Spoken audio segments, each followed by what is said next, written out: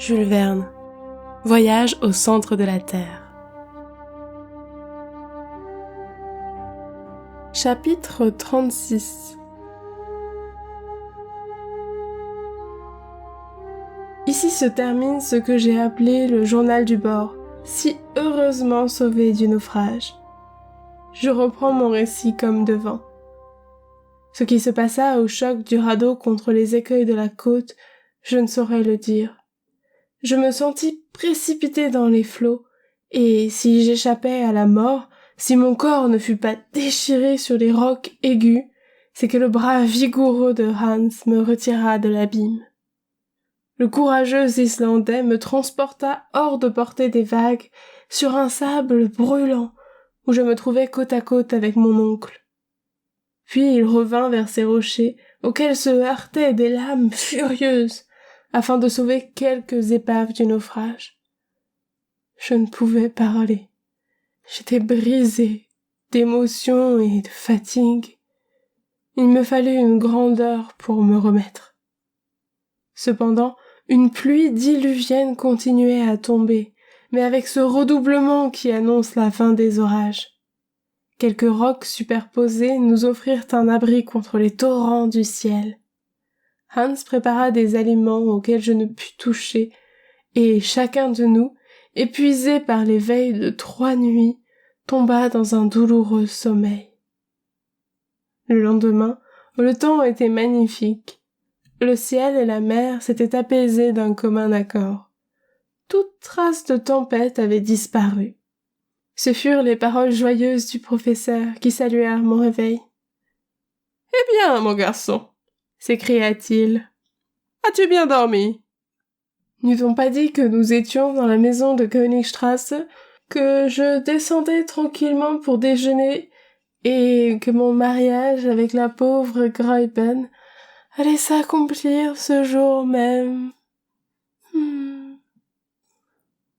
Hélas, pour peu que la tempête eût jeté le radeau dans l'Est, nous avions passé sous l'Allemagne, sous ma chère ville de Hambourg, sous cette rue où demeurait tout ce que j'aimais au monde.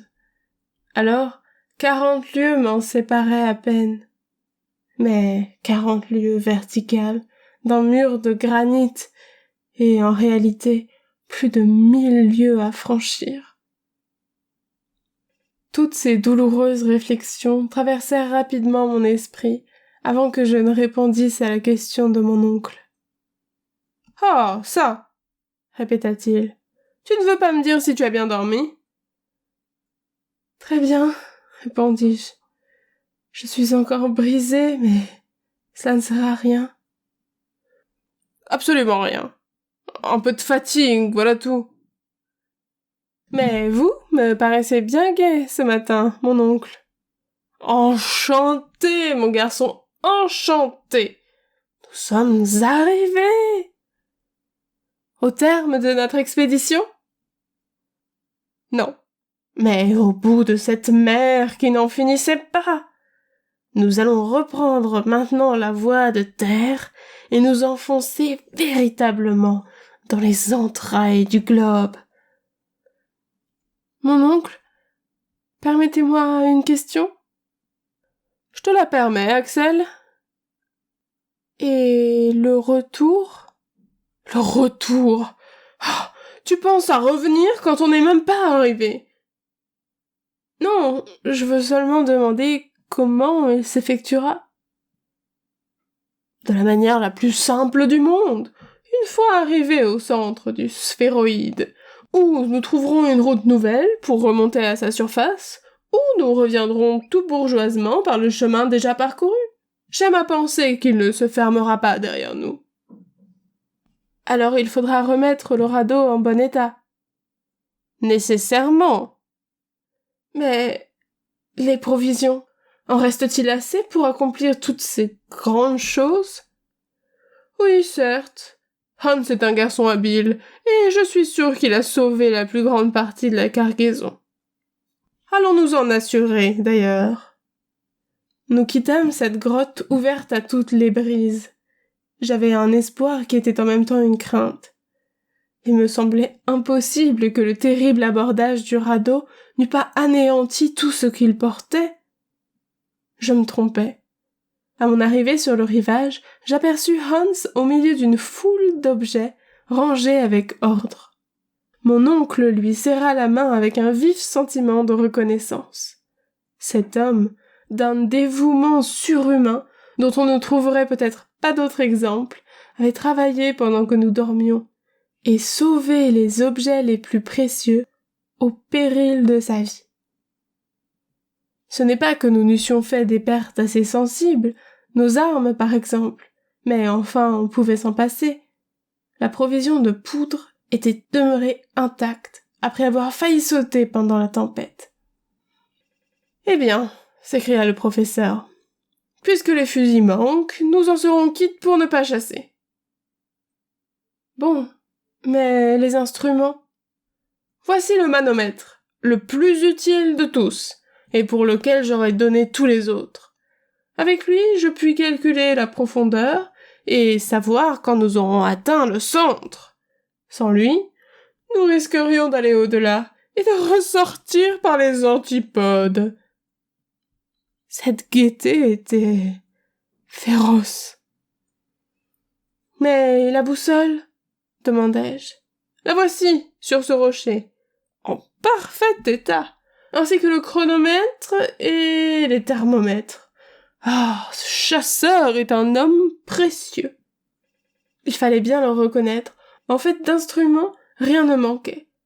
Quant aux outils et aux engins, j'aperçus épars sur le sable, échelles, cordes, pics, pioches, etc. Cependant, il y avait encore la question des vivres à élucider. « Et les provisions ?» dis-je. « Voyons les provisions, » répondit mon oncle. Les caisses qui les contenaient étaient alignées sur la grève dans un parfait état de conservation. La mer les avait respectées pour la plupart, et somme toute, en biscuits, viande salée, genièvre et poissons secs, on pouvait compter encore sur 4 mois de vivres. « 4 mois !» s'écria le professeur. « Nous avons le temps d'aller et de revenir, et avec ce qui restera, je vais donner un grand dîner à tous mes collègues du Johanneum. » J'aurais dû être fait depuis longtemps au tempérament de mon oncle. Et pourtant, cet homme-là m'étonnerait toujours. « Maintenant, dit-il, nous allons refaire notre provision d'eau avec la pluie que l'orage a versée dans tous ces bassins de granit. Par conséquent, nous n'avons pas à craindre d'être pris par la soif. Quant au radeau, je vais recommander à Hans de le réparer de son mieux. Quoiqu'il ne doive plus nous servir, j'imagine. »« Comment cela ?» m'écriai-je. « Une idée à moi, mon garçon. Je crois que nous ne sortirons pas par où nous sommes entrés. » Je regardais le professeur avec une certaine défiance. Je me demandais s'il n'était pas devenu fou. Et cependant, il ne savait pas si bien dire. « Allons déjeuner, » reprit-il. Je le suivis sur un cap élevé, après qu'il eut donné ses instructions au chasseur. Là, de la viande sèche, du biscuit et du thé composèrent un repas excellent, et, je dois l'avouer, un des meilleurs que j'eusse fait de ma vie. Le besoin, le grand air, le calme après les agitations, tout contribuait à me mettre en appétit. Pendant le déjeuner, je posai à mon oncle la question de savoir où nous étions en ce moment. Cela, dis-je, me paraît difficile à calculer. « À calculer exactement, oui, répondit-il. C'est même impossible, puisque pendant ces 3 jours de tempête, je n'ai pu tenir note de la vitesse et de la direction du radeau. Mais cependant, nous pouvons relever notre situation, à l'estime. » En effet, la dernière observation a été faite à l'îlot du Geyser. « À l'îlot Axel, mon garçon. Ne décline pas cet honneur d'avoir baptisé de ton nom la première île découverte au centre du massif terrestre. » Soit. À l'îlot Axel, nous avions franchi environ 270 lieues de mer et nous nous trouvions à plus de 600 lieues de l'Islande. Bien, partons de ce point alors, et comptons 4 jours d'orage, pendant lesquels notre vitesse n'a pas dû être inférieure à 80 lieues par 24 heures. Je le crois. Ce serait donc 300 lieues à ajouter? Oui. Et la mer Lidenbrock aurait à peu près 600 lieues d'un rivage à l'autre. Sais-tu bien, Axel, qu'elle peut lutter de grandeur avec la Méditerranée? Oui, surtout si nous n'avons traversé que dans sa largeur. Ce qui est fort possible. Et chose curieuse, ajoutai-je, si nos calculs sont exacts, nous avons maintenant cette Méditerranée sur notre tête. Vraiment? Vraiment, car nous sommes à 900 lieues de Reykjavik. Voilà un joli bout de chemin, mon garçon. Mais que nous soyons plutôt sous la Méditerranée que sous la Turquie ou sous l'Atlantique, cela ne peut s'affirmer que si notre direction n'a pas dévié. Non, le vent paraissait constant. Je pense donc que ce rivage doit être situé au sud-est de Port Graüben. Bon, il est facile de s'en assurer en consultant la boussole. Allons consulter la boussole. Le professeur se dirigea vers le rocher sur lequel Hans avait déposé les instruments. Il était gai, allègre, il se frottait des mains et prenait des pauses. Un vrai jeune homme. Je le suivis, assez curieux de savoir si je ne me trompais pas dans mon estime.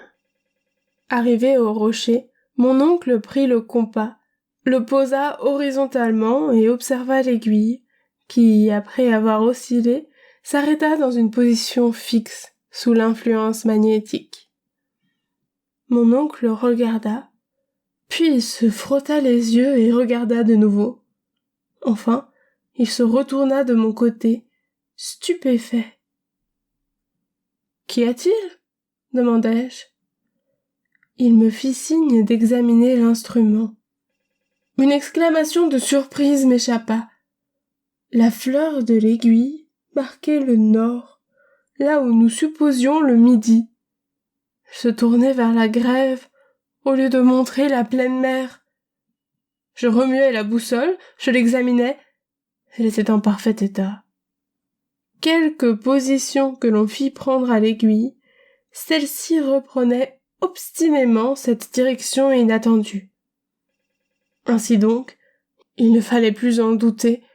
Pendant la tempête, une saute de vent s'était produite, dont nous ne nous étions pas aperçus, et avait ramené le radeau vers les rivages que mon oncle croyait laisser derrière lui.